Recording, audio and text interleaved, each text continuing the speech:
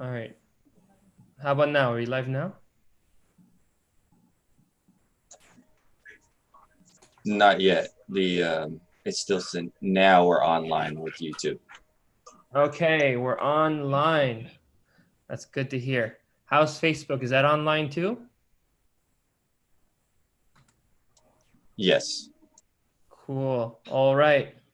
So welcome everybody on YouTube, Facebook, and on Zoom. This is John and Eileen Maddox. And we're so happy to have Eileen today with the Clearwater Baha'is. This is streaming from Clearwater, Florida, USA. Now, if anyone is interested to get more of these events, please kindly go to clearwaterbaha'is.org and register on the website.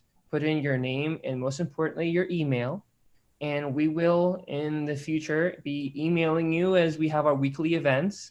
You'll be aware of who's talking, when, and you can join us live on Zoom, especially if you're joining us now on YouTube or Facebook. Now, Eileen Maddox was born and raised in the Northeast state of Maine in the United States. Her mother, who was raised in the Millerite tradition in the Adventist Christian Church, right, Eileen? Advent Christian Church. Cool. Studied and pondered Christian history and theology on her own and became a Sunday school teacher in the Universalist Church. The stories of the Advent Christian grandparents and their church's tent meetings were family lore, but Eileen was raised in the liberal Protestantism. This dual world fostered a need to seek and search spiritual truth. She researched a bachelor degree in liberal arts and then married and had 2 children. Soon a single parent, she worked as a secretary and sales representative to raise her children. Always a spiritual seeker, she went to various Christian churches, but did not find the answers to help answer her questions. Then she explored New Age concepts for many years. In 1989, just when the bottom had seemed to drop out in her life, she discovered the Baha'i faith. And subsequently, she served at the Baha'i World Center in Haifa, Israel, for 16 years as a researcher and writer. Upon retirement, she returned to her New England heritage and is now a writer and editor living in bucolic state of Vermont, where billboards are banned. That's something I want to understand. What does it mean that billboards are banned? So they can't have any billboards to advertise anything? That is correct. There are no billboards in Vermont. Huh. You learn something new every day. Yes. She describes herself as a curious student, always trying to learn. Like I just did right now. She endeavors to write in a manner designed to encourage readers to seek and explore for themselves. Her study of the life and mission of William Miller led to a deeply empathic appreciation for him. Read her book, 1844, Convergence in Prophecy for Judaism, Christianity, Islam, and the Baha'i Faith. The author's cerebral lifestyle is balanced with a serious study of ballet and 4 seasons of performing in farm to ballet, a summer production of Ballet Vermont that brings classical ballet to Vermont farm venues. That's pretty cool. Thousands of people have watched this dance celebration of life on a Vermont farm from spring through fall. Its performances raise money for many nonprofit agricultural organizations. That's pretty cool, Eileen. I want to actually visit one of these one day. Can anyone just come as a tourist and Absolutely. Huh. That's cool. So without much further ado, we've described we're on Facebook, YouTube. Please, for those joining us, send us your questions as we're talking. You have on the Zoom chat an option to send your message through the chat, but also on Facebook and YouTube, make your comment and we will look at them and have them answered. Hopefully, if you give us a question soon enough where it's not done already, we'll be able to answer you. So thank you very much. And here we go. Thank you very much, John, for a lovely introduction. And I am very glad to be here this morning with the Clearwater Baha'is and other Baha'is, wherever they may be. My most recent book, The Coming of the Glory, How the Hebrew Scriptures Reveal the Plan of God. Why did I write it? Well, there are many good books written by Baha'is about biblical prophecies. However, I noticed that none of them present the Hebrew prophets in a sequential, chronological manner, and none of them present them within the context of Israelite history. So, you know the old saying, whoever has the idea gets to do it? Well, that's what happened. I decided it needed to be done, and so I did it. And I've been working on the 3 volumes for 8 or 9 years now. And they were also conceived as teaching books. There have been excellent predecessors in this field, of course. William Sears, with his Thief in the Night, is legendary, been in publication since 1960. Hugh Mortlake has self-published over 30 books on biblical prophecies, and they're available on his website, Global Perspective. Sarab Kurash has released volume 1 of his self-study notes for the Kitab-i-God. Now, this book is a page turner, and that's why I have included it. It's very seldom that study notes are a page turner, but he weaves material from the Hebrew Bible and the New Testament and the Quran together just beautifully. And of course, so many wonderful books are out of print. Here are just a couple examples. The Quest for Eden by Elena Maria Marcella. Understanding Biblical Prophecy, 3 volumes by Michael Sowers. Only available, if you're lucky, as used copies.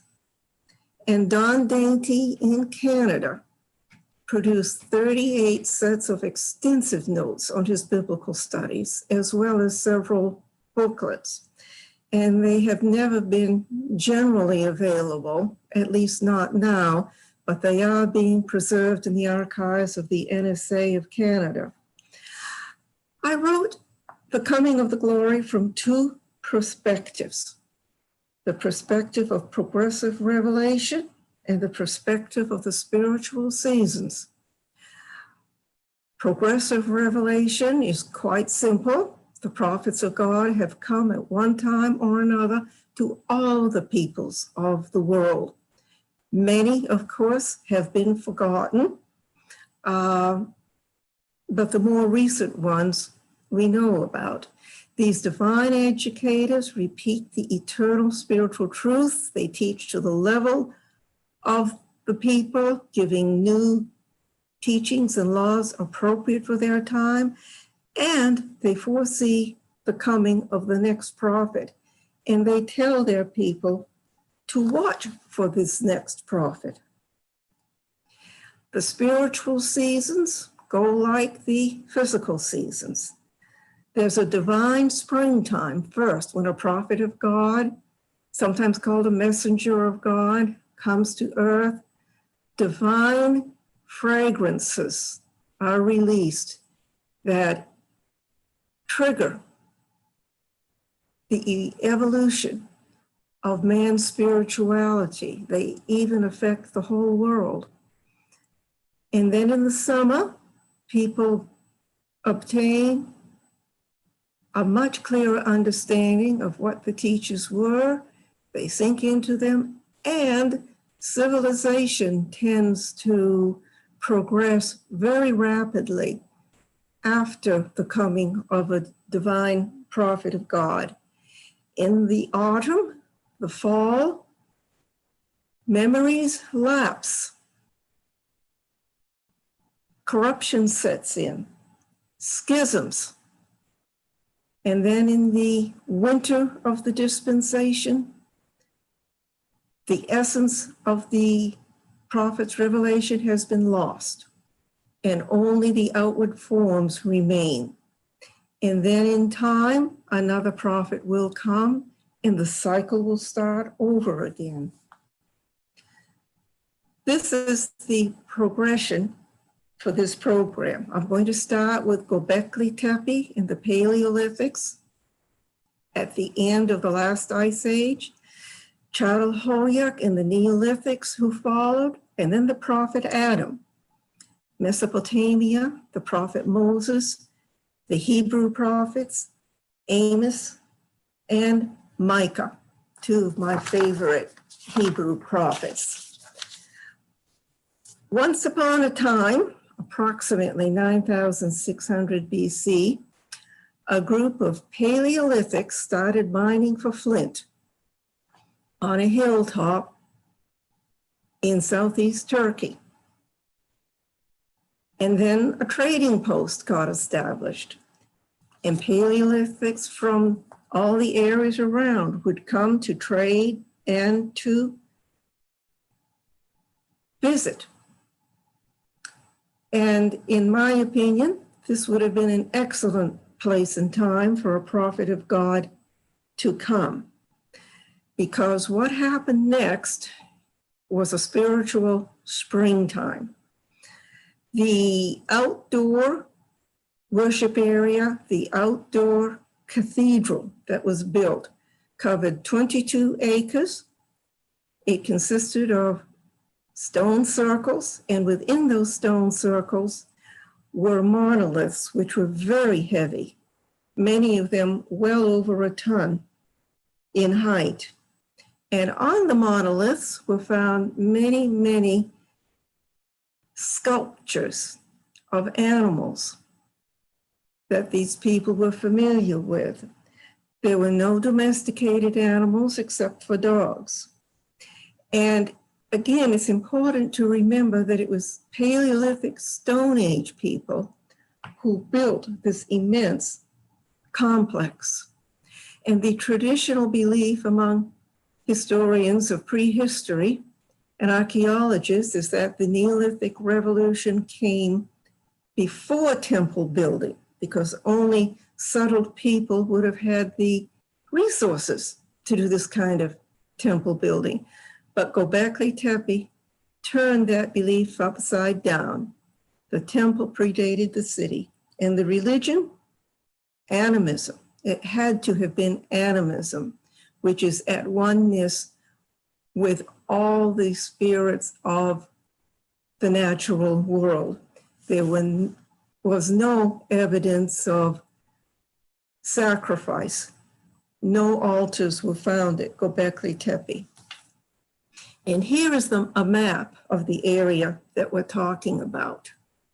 Here's Gobekli Tepe. Çatalhöyük, where we'll be next, is 200 miles to the west. Karadak is where the very first domesticated wheat was found. And this, of course, is the Fertile Crescent in gray. The Mesopotamian river valley between the Euphrates and the Tigris rivers.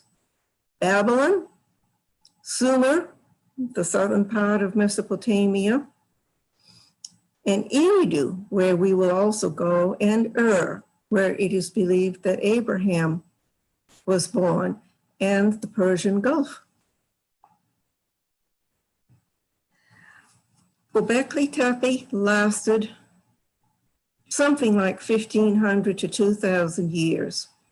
And then its summer turned to fall, undoubtedly because the Neolithic lifestyle of the domestication of plants and animals was starting. And as people became more settled, they would not have been visiting Gobekli Tepe anymore.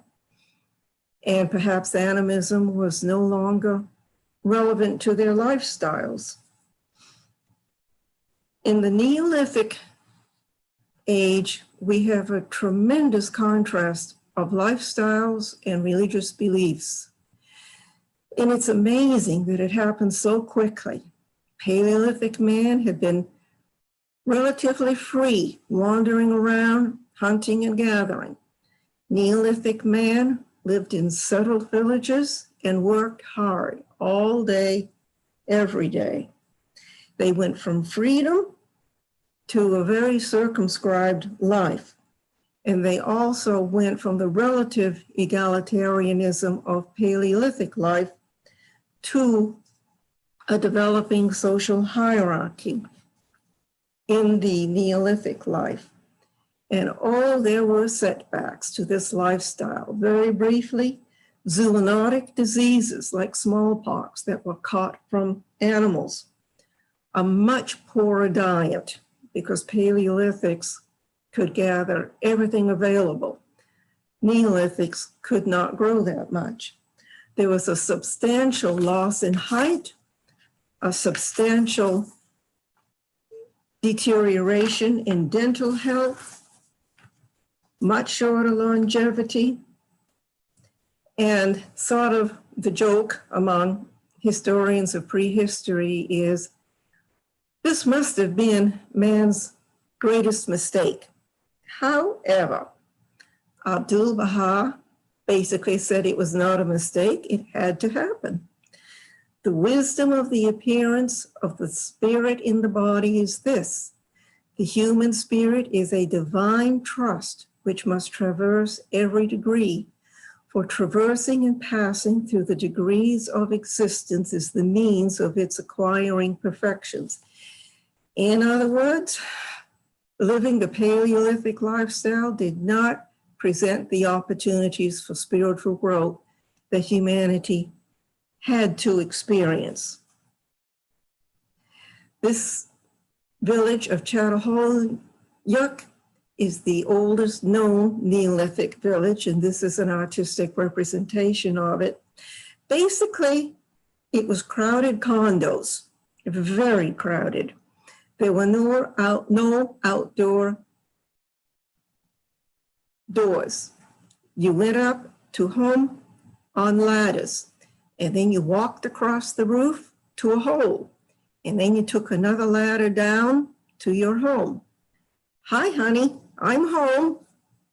And you can only imagine the noise of people constantly walking across the rooftops. There were no public spaces for worship, none have been found. Everything was in the home, which is what anthropologists call a house culture. But there was a relative equality of status among families because all the condos were about the same size. And of course, they had their herds and they had their lands to plant. Inside the homes, they often had paintings of Paleolithic scenes on their walls. And home decoration, the horns of wild beasts. It was as though there was a nostalgia for the lifestyle that they had left behind, and an inner conflict between domesticated life and the hunter-gatherer lifestyle. They also buried bodies of the deceased under the platforms, which you see in the picture in each home, and they buried babies in the walls. And to us, that sounds really, really gross. But it gives us hints of what their religious beliefs were. They were very much entangled in the materiality of the house, which is the exact opposite of the Paleolithic lifestyle. And it's rather suggested that they were involved in ancestor reverence or ancestor worship, because burying, well, there were basically three levels. It's what they call a three-tier cosmos. The subterranean level with the evil spirits, and it was probably hoped that their ancestors could protect the living from them. And then there was the intermediate level, where for some symbolic reason, mankind had to climb to reach. And then there was the sky level, probably with the better spirits. And whenever spirits come into belief, also there come ways of placating those spirits. But very, very little is known about that. And at the same time, Neolithic villages were developing in the Mesopotamian area. The first developed into the city-state of Eridu. And what's really interesting about this is the archaeological investigations at the bottom level found the first known indoor chapel or worship area. It was 10 feet by 10 feet. It had niches in the wall, which were probably for holding the idols, because this was a multi-theistic society. And then comes Adam. And why do I say then comes Adam? As Baha'is, we believe in the prophetic cycle of 6,000 years that started with Adam and ended in 1844 with the Bab, the forerunner of Bahá'u'lláh. So it only makes sense that Adam came to the Mesopotamian area approximately 4,000 BC. Of course, we have no records of what he taught. The book of Genesis is highly symbolic, but this is what the Bab wrote about Adam's teaching. He wrote, "For had the embryo not existed, how could he, that is man, have reached his present state? Likewise, had the religion of Adam not existed, this faith would not have attained this present stage." In other words, Adam probably brought the beginning of moral teachings, adjusted to the level of the people that he was living with, and also the appropriate laws to go with it. This was the beginning.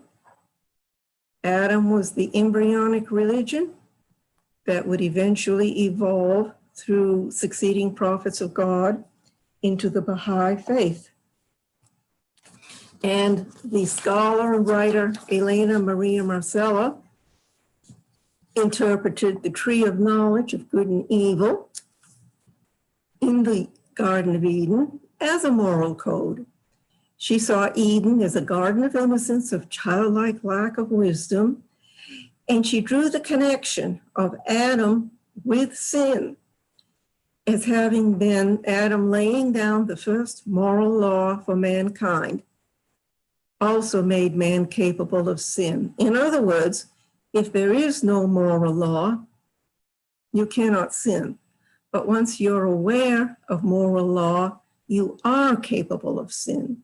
And that seems to be the connection of Adam with the concept of sin. And the spring and summer of Mesopotamia, following the coming of Adam, well, there was an explosion of civilization and inventions. This is the short list of what the Mesopotamians invented. Hydraulic engineering for their massive canal systems, writing, the plow, harnesses, donkey-pulled wagons, bricks, metallurgy, wool weaving, the potter's wheel, sailboat, astrolabe, the pulley, lever, saw and chisel, the arch, vault and dome, astronomy, the lunar calendar, the sundial, and on it goes. And there was also inevitably the fall and winter in Mesopotamia, and what has been called hyperdomestication. Neolithic domestication was the domestication of plants and animals. Hyperdomestication extended that to other humans. War, slavery, rigid social structure, and the empires emerged, Assyrian and Babylonian. And this hyperdomestication has continued to this day and is the root of most of our problems. There was also extreme polytheism. There were well over 2,200 known deities, and some scholars claim that there has been found evidence of more than 3,000 deities. And each deity had its own temple, and the theology was the deities ran the world and the humans took care of the deities. And there was no love lost between them. There were social codes for living, but very, very little in the way of spiritual beliefs as we know them have been found by the scholars who have studied it. So it's time for a new prophet, Abraham. And we all know who Abraham was.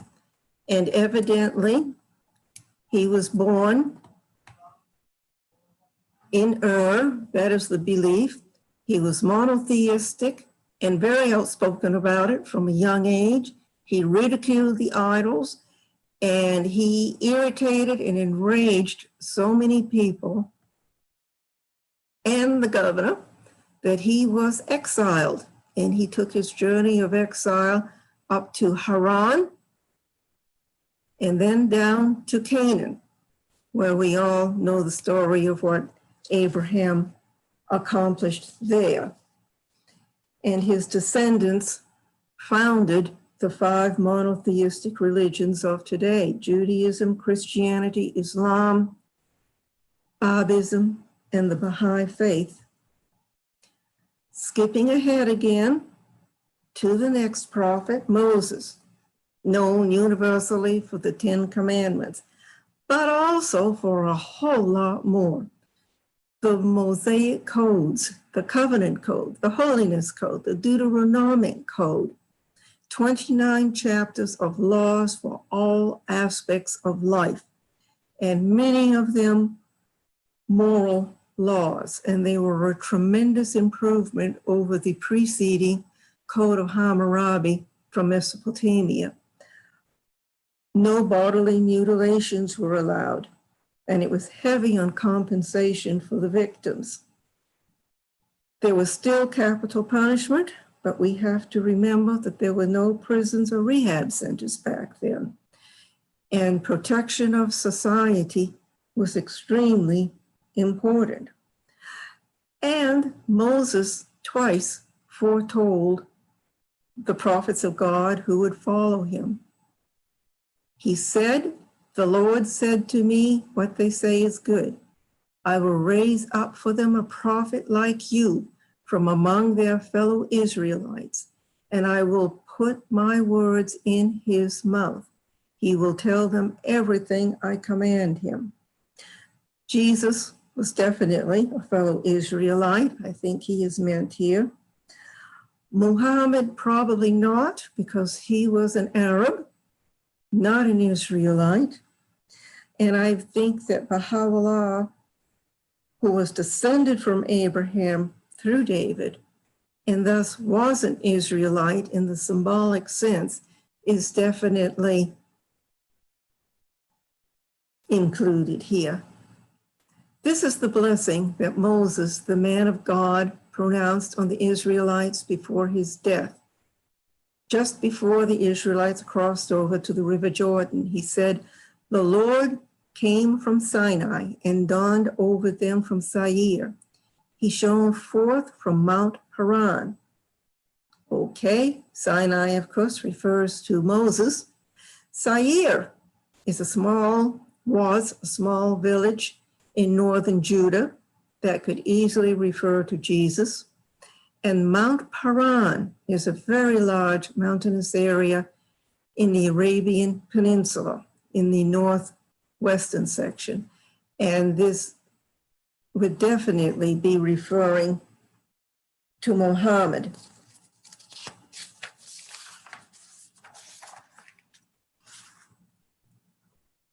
And the seasons of the Mosaic dispensation, as I see them, is first the times of the judges for a couple of 100 years, which was a time when the people tried to live under the Mosaic law, and the judges traveled the circuit to solve problems, such as Samuel. And then the summer, the blossoming of Mosaic civilization, I think would be the United Kingdom with Saul, David, and Solomon. And then the fall, starting in the 8th century, the divided kingdom into the northern kingdom of Israel and the southern kingdom of Judah. And the loss of the essence of the Mosaic teachings and a lot of corruption. And this is where the Hebrew prophets arise. And in the winter, only the forms remained, not the essence of what Moses taught. And for the Hebrew prophets, which is basically my area of study, they all had a few things in common. They all received a divine call, and some responded quickly, and some, like Isaiah, really argued about it before saying, yes, I'll do that. And prophetic immunity, since prophets spoke the words of God, the belief was they were not responsible for what they said. However, a lot of kings and priests and the people did get very upset with the prophets, and several of them were persecuted, roughed up pretty badly. They all served the Mosaic dispensation. They tried to reform their society and bring the people back under the covenant. Well, we know that reforming a dispensation when it reaches its fall just doesn't work. So there were other reasons for the Hebrew prophets. They warred against the sins of their countrymen, and they prophesied. They prophesied near future, and they prophesied far future. Their near future prophecies quickly came true and were easily understood. Their far future prophecies could not be understood only in retrospect, which is a factor for a lot of pondering. Amos was the first, about 750 BC. His ministry was in the northern kingdom of Israel. He said, it was Isaiah who said this, and then we'll go on to Amos. The question arises about how any of the prophets could prophesy. Who can know the future? Well, Isaiah answered that question by saying, remember the former things, those of long ago. I am God and there is no other. I am God and there is none like me. I make known the end from the beginning, from ancient times, what is still to come. It's safe to say that our concept of time is not God's concept of time. Now,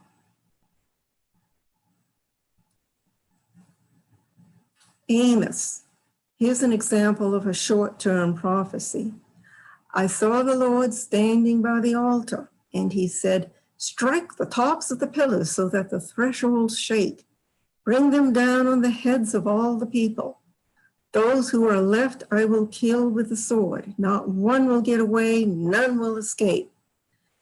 Well, this was about the Assyrians coming. 50 years later, the northern kingdom of Israel was conquered by the Assyrians, the people were dispersed into all corners of the Assyrian Empire, and the 10 tribes of Israel who lived in the northern kingdom were never heard from again. And then for far future prophecy, the Lord roars from Zion and thunders from Jerusalem. The pastures of the shepherds dry up and the top of Carmel withers. Now, what in the world was he talking about?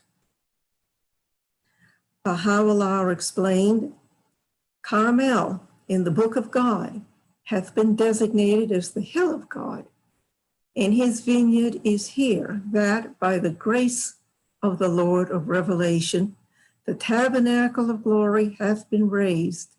Happy are they that attain thereunto. Happy they that set their faces towards it. And likewise he saith, our God will come, and he will not be silent. Shoghi Effendi explained that the tabernacle of glory was Bahá'u'llah's tent that was raised on Mount Carmel whenever he visited there. And Shoghi Effendi also explained that the hill of God and his vineyard, the home of Elijah, was extolled by Isaiah as the mountain of God to which all nations shall flow. And another far future prophecy, which several of the Hebrew prophets gave, but this is from Amos. I will plant Israel in their own land, never again to be uprooted from the land I have given them, says the Lord your God. The modern state of Israel was established in 1948. At the moment, it is surrounded by heavily armed enemies and is being threatened on a daily basis. I personally tend to think that Israel will never be conquered, because the modern state of Israel is very much a part of God's plan for our times and the future. And after all, the Baha'i World Center is situated in Haifa on Mount Carmel. I think my favorite prophet, in the last one that we'll look at, is Micah. And what does the Lord require of you? To act justly and to love mercy and to walk humbly with your God. Well, my gracious, imagine if the whole world behaved that way. Think how many problems would be solved. And there are 4 verses from Micah that William Sears called the half-inch prophecy, because they measured half an inch in his Bible, and he wrote a book about them. And here's what these 4 verses said. In that time also he shall come, even to thee from Assyria, and from the fortified villages, and from the fortress even to the river, and from sea to sea, and from mountain to mountain. Notwithstanding, the land shall be desolate because of them that dwell therein, for the fruit of their doings. Feed thy people with thy rod, the flock of thine heritage, which dwell solitarily in the wood in the midst of Carmel. Let them feed in Bashan and Gilead as in the days of old, according to the days of thy coming out of the land of Egypt. I will show unto him marvelous things. This is from the King James Version. That's why show is spelled as shu. In that day also he shall come, even to thee from Assyria and from the fortified cities. Bahá'u'lláh was exiled to Baghdad, which had been located, Baghdad was not founded until the 7th or 8th century, but the land was part of Assyria. Bahá'u'lláh came from the fortified cities. Constantinople was very heavily fortified, and so was the prison city of Akka. And from the fortress even to the river, from the fortress even to the river, from the prison city of Akka to the main river on a beautiful island near Baji that Bahá'u'lláh frequented in later years. And pilgrims can also visit this very beautiful island with the river running through it. And from sea to sea, Bahá'u'lláh was taken by boat from sea to sea on the Marmara Sea from Constantinople to Adrianople, and on the Mediterranean Sea from Adrianople to Akka, and from mountain to mountain, from Sargalu in Kurdistan, where he retreated for 2 years from Baghdad, and to Mount Carmel in Ottoman Palestine. Notwithstanding, the land shall be desolate because of them that dwell therein for the fruit of their doings. Palestine was physically desolate under the Ottomans because of poor governance and the uncontrolled grazing of goats. Mark Twain visited it in the 19th century, and in Innocents Abroad, he wrote, "The further we went, the hotter the sun got, and the more rocky and bare, repulsive and dreary the landscape became. There was hardly a tree or a shrub anywhere. Even the olive and the cactus, those fast friends of a worthless soil, had almost deserted the country." Also, Islam was in the winter of its desolation, and Islam was the religion of Palestine under the Ottoman Turks. "Feed thy people with thy rod, the flock of thine heritage, which dwell solitarily in the wood, in the midst of Carmel." The rod was Bahá'u'llah's pen, his pen of glory. The midst of Carmel is probably the shrine of the Bab, and as well as being the location of the Baha'i World Center, from which the Baha'i teachings from the Bab and Bahá'u'lláh go out all over the world. "According to the days of thy coming out of the land of Egypt, I will show unto him marvelous things." Bahá'u'llah's ministry in exile lasted 40 years, as the days of thy coming out of the land of Egypt, 40 years with Moses in the desert. Bahá'u'llah's writings constituted more than 100 volumes of marvelous things. Bahá'u'lláh wrote on more subjects than probably any list could ever list. And a lot of what he wrote are too advanced for us in our times, but in the future, we will be able to understand them better.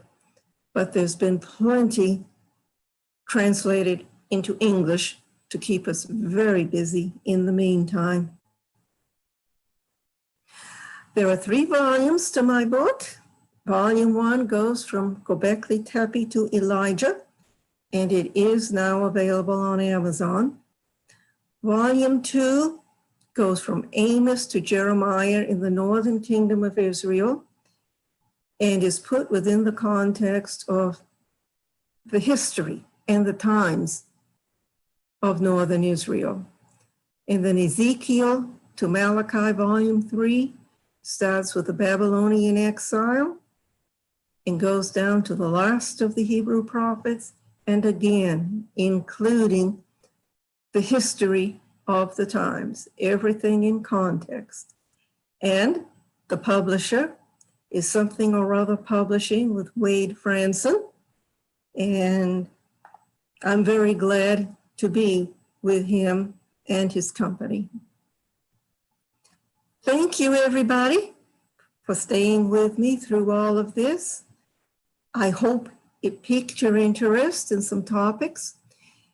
I am available for questions and answers now, and if you think of something later, you can send me an email, and I'll be glad to communicate with you. Okay, John?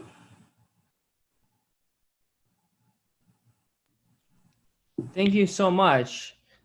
We have some people who are asking if they can ask questions on Facebook. I was responding, yes, you can. So if you're asking us questions and you're on social media now, and especially if you're here live, please send questions again through the Zoom chat and on the comment section if you're on either Facebook or YouTube. Now, the first question we have is in regards to the word you asked. You said when you're talking about the prophecy with Bahá'u'lláh, you talked about shoe. What was that you were mentioning? Oh, that was taken from the King James Bible. Well, in English, in the 17th century, the King James Bible came out 16 something, I believe. Show, S-H-O-W, was written and pronounced as shoe, S-H-E-W. So I just pointed that out so that it wouldn't be taken as a misspelling, which I am prone to do at times. Thank you for that. Yeah, I don't think a lot of us, myself included, knew that. So thank you for that clarification. The other question that we had was in relation to the coming of Bahá'u'lláh to Akka and the river. You're talking about the Garden of Rizwan over Yes. in Haifa area, right? In Israel. Yes, I am. Well, actually, now I'm a little confused. There is another garden in the Haifa area, which I did visit, and it might possibly be called the Rizwan Garden. I'm just not sure. But the actual name of the island garden that Bahá'u'lláh went to, he called it Our Little Green Island. And it might also have been referred to as the Rizwan Garden. I'm not sure. So the question that I had was about the reference to the river that you're talking about from, I think you said fortress or prison city. I keep synonymizing them.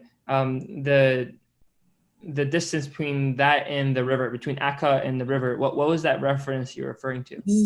Yes, shall I go back and get that slide?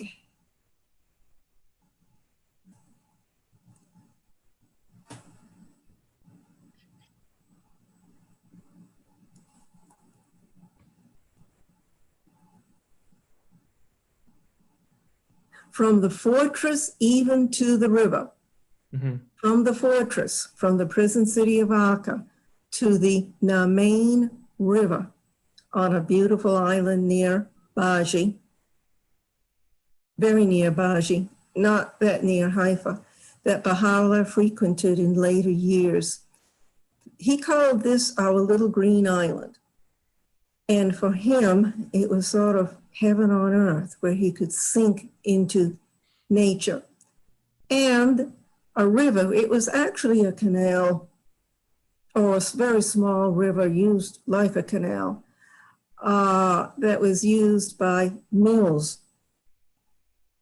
And that river ran through the garden. And in later years, I believe it dried up. And one of the recent projects at the Baha'i World Center has been to restore this island. And they also restored the river so that now the Namain River looks and flows just as it did in Bahá'u'llah's time. That's beautiful. That's very beautiful. I want to give you a question from Edgar Kinsman from St. Pete, Florida. He asks, where does Daniel fall into the time sequence? Oh, brilliant question. Daniel is one of my very most favorite prophets. He was living in the Babylonian exile, as best we know, although there are differences of opinion. He actually was taken to Babylon several years before the Babylonian Empire actually conquered the southern kingdom of Judah. But Judah had been a vassal state, and every so often it would come in and take the cream of the crop, so to speak, of the young Judeans and take them to Babylon to educate them, and so that they could serve the empire. And so Daniel had been living there for several years before the exile began. And it's because my third volume starts with the exile, we won't get to Daniel until the third volume of my trilogy. However, I'll give you a couple of teases if you'd like. Not only did Daniel foresee 1844, which I'm sure everyone is familiar with, but according to the lunar year counting of another numerical prediction that he gave that ran from the year of the declaration of Muhammad in 613, I believe, to the declaration of Bahá'u'lláh in 1863. Daniel also foresaw that. And he also foresaw the first election of the Universal House of Justice. Now, this is quite complicated. I have a whole slideshow on it, and it's very difficult for me to bring these numbers out of my head. But maybe I'll do a separate slideshow on just Daniel, because one of his visions is also parallel to a vision that St. John the Divine saw 600 years later and is recorded in the book of Revelation. So it gets very fascinating and very complicated. Next. Yes, so we have a couple questions from Facebook that I'm going to be asking you. So this is from Carl Stefan, another local from Tampa. He says, okay, there's a lot of study regarding religion coming from the Middle East, Mesopotamia, etc. They promulgated laws, codes of behavior, morality, etc. Well, there is a bigger world than just that area. There is Asia, South Asia, Africa, East Asia, and there is virtually nothing about them in our education. They had prophets, they had advanced civilizations, but little or nothing is mentioned in the holy writings about that. Why do you think that is? Aren't those populations, civilizations just as important in the advancement of mankind? Yes and no. The writings do say that the prophets have come to all peoples all over the world. And so the Baha'i writings do recognize them.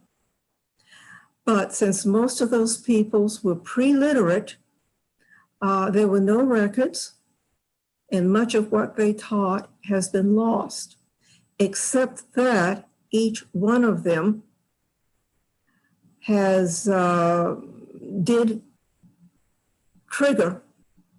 catalyze the spiritual and civilizational progress of the people that the prophet came to. And those are living testaments. The reason so many came out of the Middle East, which I think it was Abdu'l-Baha called the nest of the prophets, I think was for a reason, a divine reason.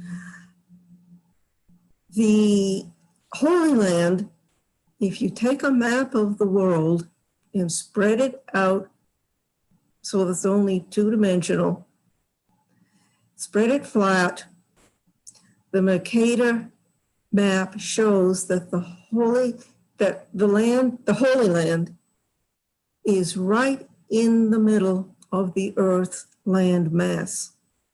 Now, is that a coincidence? I don't think so. And so many of the prophecies do mention to look to the east. Ezekiel especially said, look to the east. And the Baha'i writings, especially from Bahá'u'lláh, mentions this. Even though there are also many references to the east and the west. And I think another factor is that many peoples today have legends, vague memories, especially the Hopi people and other native peoples in our Southwest, of the coming of a divine teacher. And I can't bring these books have been written about this, academic papers, and I can't bring what was written out of my head that easily. But a lot of peoples around the world were told to watch, and they are still watching. And I think that might partially answer your question. Also, the fact that the Holy Land was the nest of the prophets, and the Baha'i faith purpose, Baha'u'llah's major purpose, well, two of them actually, but the first was to unify the whole world. And then, of course, justice. And that kind of teaching, I think, this is my personal opinion, would have had to come from one place. And then, of course, from there, it's picked up all over the world. Does that answer the question? I think it does, but we'll have to, as there's some lag between the Zoom and the Facebook, see what his response is. But this was Sure. from Facebook. And further, there is a question from Mr. Gilbert Murrow. He asked, and he refers to his time becoming a Baha'i, attending one of Steele's and Croft's firesides, where they had pointed to lights in the auditorium ceiling, and they would use that to describe progressive revelation, that each light could represent a different manifestation of God. Mm-hmm. He asked you this question: how long have you made a study of the subject?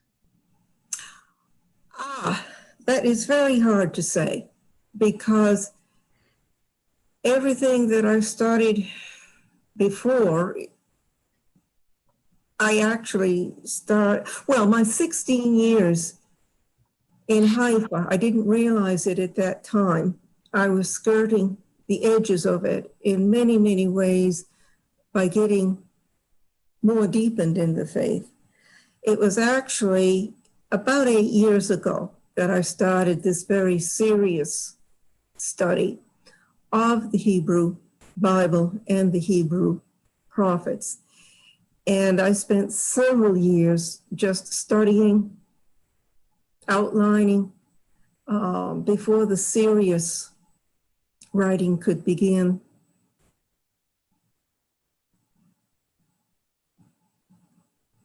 It seems that you've been studying this your whole life, though, given the biography we read about you in the beginning. Well, yes, in a sense, because my mother used to talk to us children about the tent meetings that her church had, that she went to as a child, and what they were like.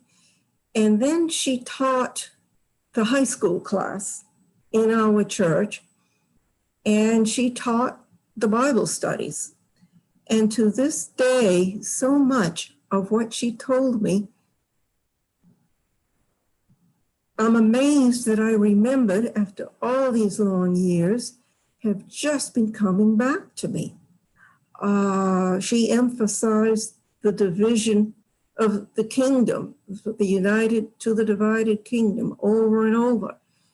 She emphasized how the Holy Land was actually a major intersection of trade routes and army routes, and why it was the focus of so many clashes. So yes, but then I had my years of not wanting to identify as a Christian and not really, well, and oddly enough, it was through the New Age movement that I became very close to Jesus. But then when I discovered the Baha'i faith and progressive revelation, it was like everything in my life simply fell together.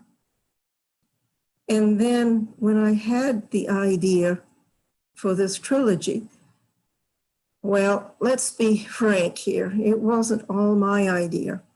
I was told to do it. And the help does come to me.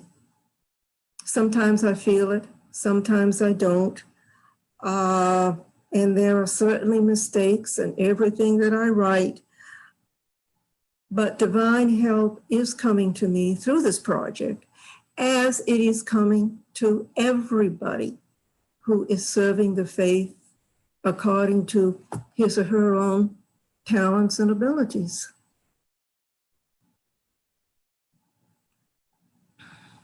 So I can see that when you mentioned earlier in your life that you had, as you mentioned just now, had a different relationship with Jesus, and it transformed as you progressed in your own discovery. It seems that a lot of people can identify with that in their relationship to Jesus, right? Like the relationship you had is not uncommon, right? Not at all. So many of us want to be close to Jesus, but it's the institutional churches and its various laws and theologies that often get in the way. And it's not that people don't leave churches or go because out of duty.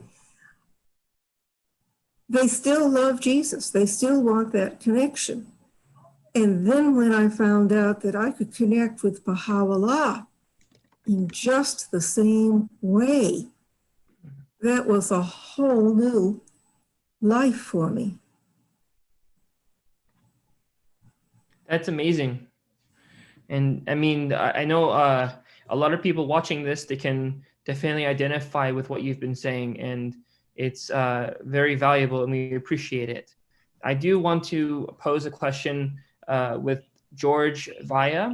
He is actually here on the Zoom call, so I will have him unmuted so he can ask you himself. Okay. Here we go. Unmuted. Hello. Hello. And Eileen, wonderful talk. Wonderful. Thank you. Thank you. Researched and so calmly and deliberately presented. Very special. I'm here with my lovely wife, Faride, and so between us, we have one question.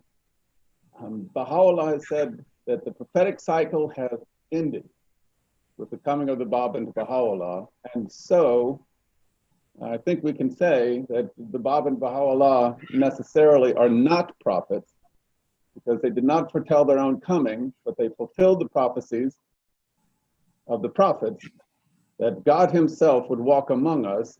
And in another place it said, and be their God. Faride, go ahead. Well, that Moses asked in Mount Sinai, God, I want to see you. But in the obligated prayer, Baha'u'lláh said, now you can see me. And many times I read in Farsi, Baha'u'lláh said, God is walking among of you. And many, many, many.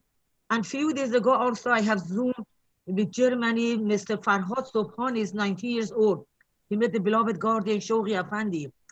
He openly talking, Baha'u'lláh himself is God. And also I read Abdul Baha said 124,000 prophets came in the past foretold about coming of Bahá'u'lláh, and the Holiness Bab, Hazrat Allah, he mentioned the purpose of the God created this earth and land, and all the prophets of the past come because God is coming and the road become ready. Now, my question, what is your opinion? Of course, we don't say to the different Baha'is, sometimes this unity happened. That is my heart. Okay, I think to answer both of these questions, I think perhaps to backtrack a little bit. There are prophets with a capital P. These are the prophets of God. They are mirrors of God. They are not God. These prophets, whether it's Adam or Bahá'u'lláh, do not, quote unquote, know God. They are only mirrors of God. And then the prophets that I also study with the small p, those are the Hebrew prophets. And they worked under the Mosaic dispensation.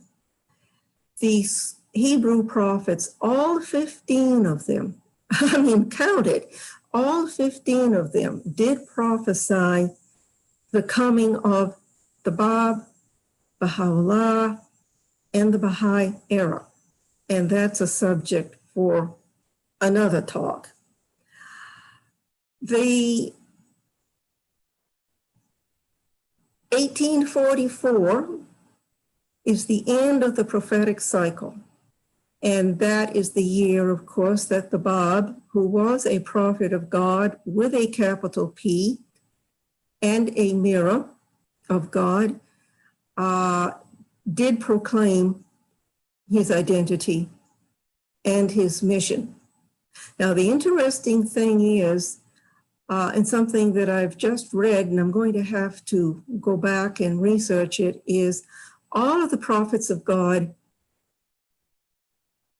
came, well, it wouldn't be accurate to say came by twos, no, but someone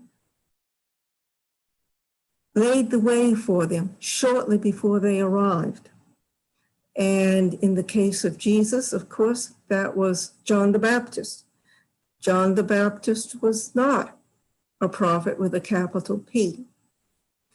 The Bab foretold the coming of Bahá'u'lláh. The Bab was a prophet with a capital P. And at this point, and the 24,000 prophets that have come to mankind, yes, I read that somewhere.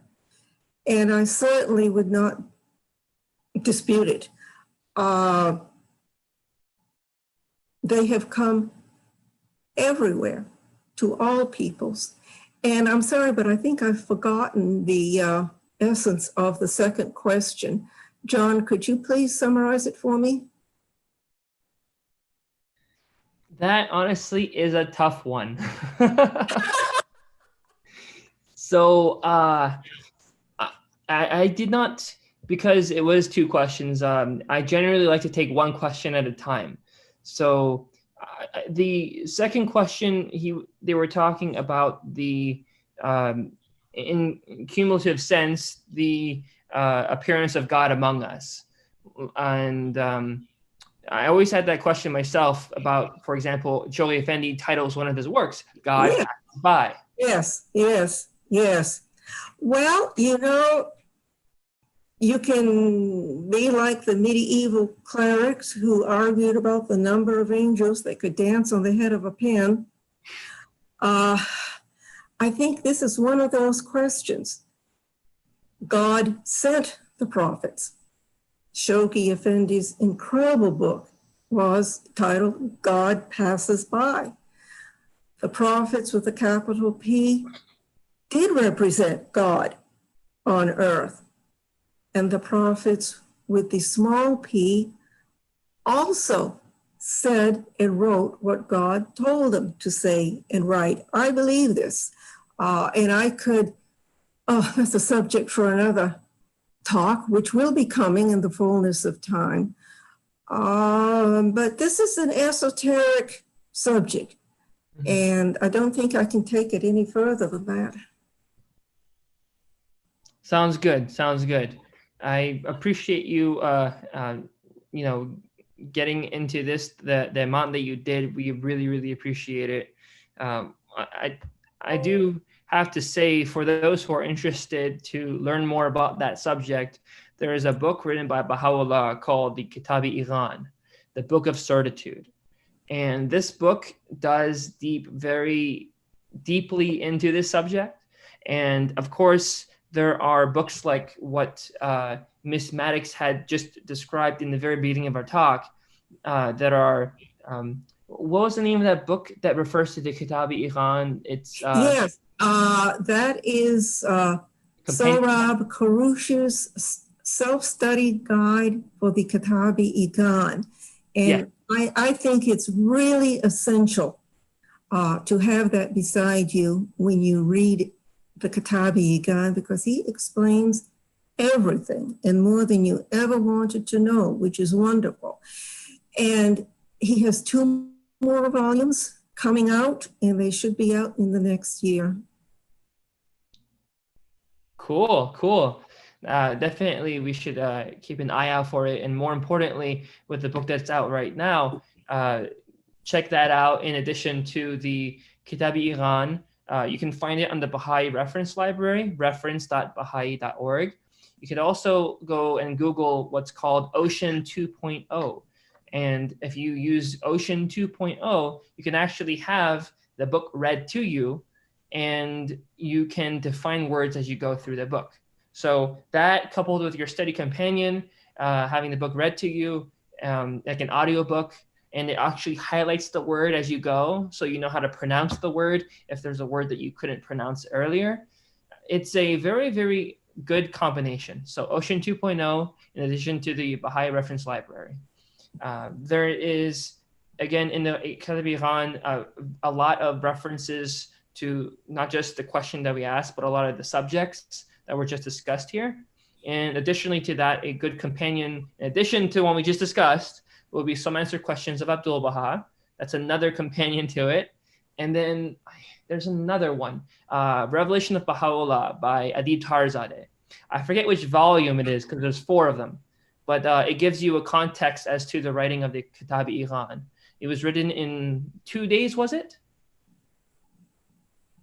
Something like that. 2 or 3 days, yes, very rapidly.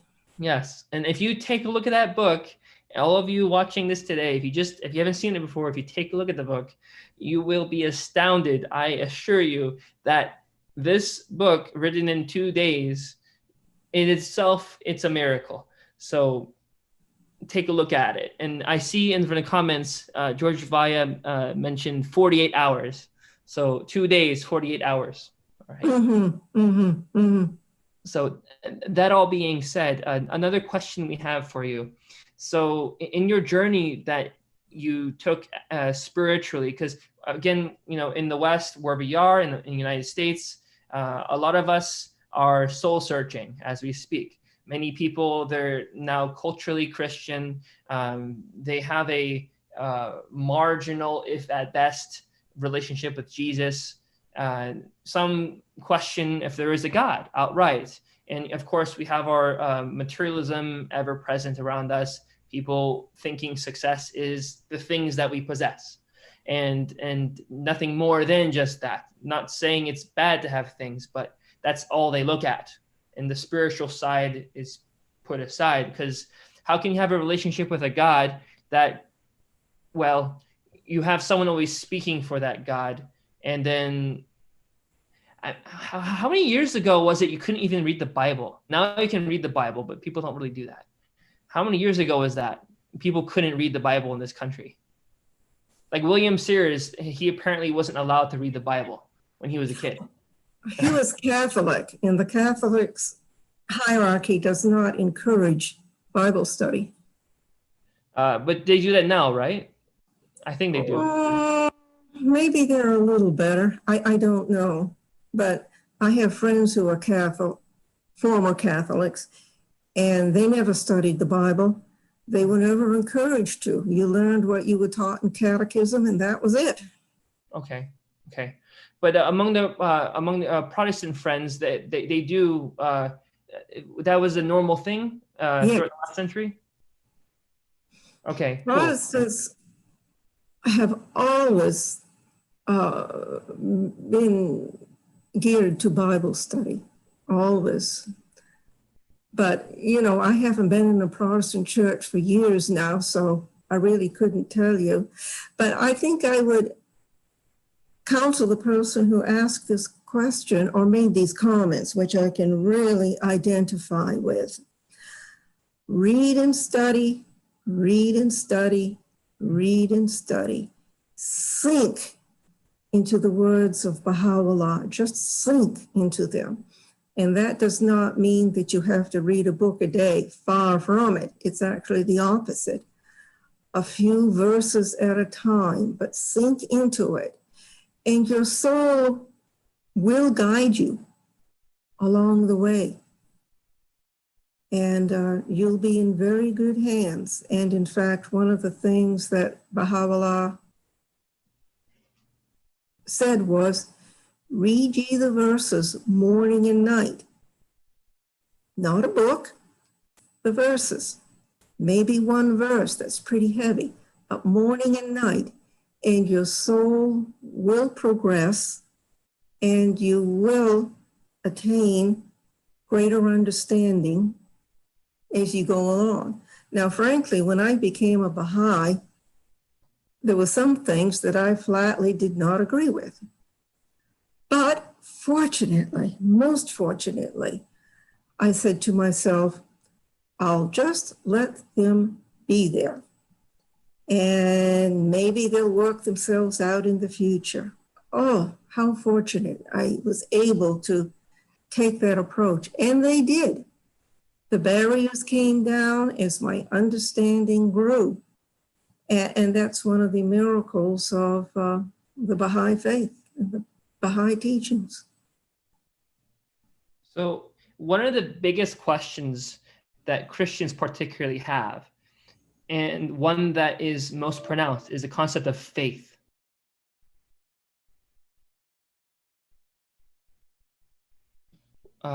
Did we get disconnected just now?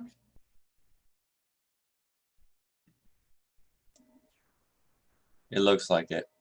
Oh gosh. Okay. Well, I won't be able to ask the question if the video's cut. This is a first. This is the first technological issue that I've had where it has happened this way. So I want to ask, does anyone have any other questions at the moment that was not asked? You can message us. All right. So I see we don't have any more questions. We looked through the chat. Sorry for the technological difficulties, everyone. It happens sometimes where we may have a speaker in the midst of our talk. We have it cut off. So this is one of those sad days. We apologize. But nonetheless, we've had over an hour, and our talks usually go between an hour to an hour and a half. And further, if you want to watch more of these talks, where we have them every Sunday at 11 a.m. local time. That's right now EDT, but then it may be EST, depending on daylight savings. But we are on the Eastern Seaboard, Florida, so it's Eastern time in America. And for those who want to join us on Zoom, feel free to write that down. It's 11 a.m. local time here. And we also have, for those who are not able to join us, availability on YouTube and on Facebook for you to watch this practically any time afterhand. So if you want to save the link and you're watching this on Facebook or YouTube, please do so and share. The Facebook link to get there, for those who haven't visited already, is www.facebook.com/. facebook.com/ let me pull that up again. I think I remember and then I don't. So it is facebook.com/Clearwater Baha'i Center.